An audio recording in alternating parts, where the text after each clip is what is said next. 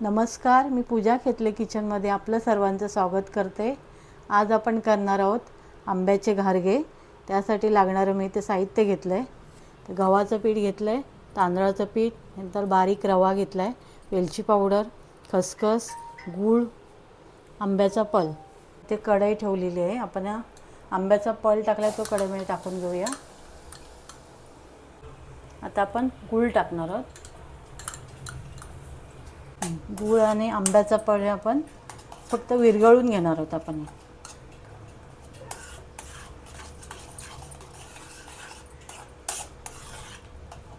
गूळ चांगला विरघळला पाहिजे। याच्यात आपला गूळ आता चांगला विरघळला आहे। आता आपण थंड करून घेऊया, नंतर पीठ मळणार आहोत आपण। आता बॅटर हे थंड झालं आहे। आपण याच्यामध्ये आता थोडी हळद टाकणार आहोत, थोडीशी, थोडंसं किंचित मीठ। त्यानंतर याच्यामध्ये गव्हाचं पीठ टाकणार आहोत, तांदळाचं पीठ, त्यानंतर रवा, बारीक रवा आहे, त्यानंतर वेलची पावडर। हे आपण चांगलं मिक्स करून आपण हे पीठ चांगलं मळून घेऊया। आपण हे आपण असं चांगलं मळून घेणार आहोत। हा गोळा असा घट्टसर करायचा आहे। पाहिजे तर थोडं आपण गव्हाचं पीठ टाकूया। असा घट्ट असा गोळा तयार करायचा, म्हणजे तेलकट होत नाहीत घारगे।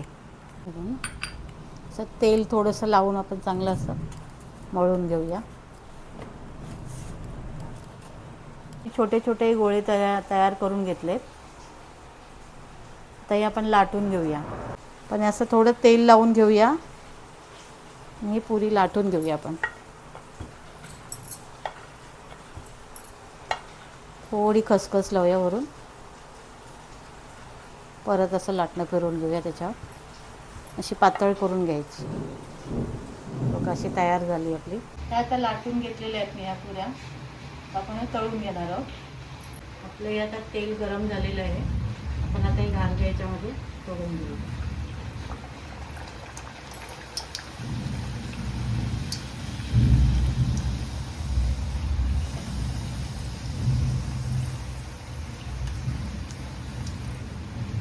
मस्त छान घारगे फुगलेले आहेत।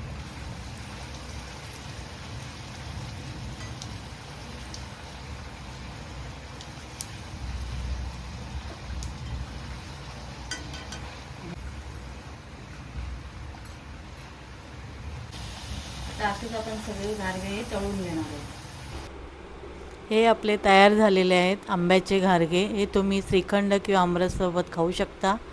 तुम्हाला माझी रेसिपी आवडली असेल तर नक्की लाईक, शेअर आणि सबस्क्राईब करा। धन्यवाद।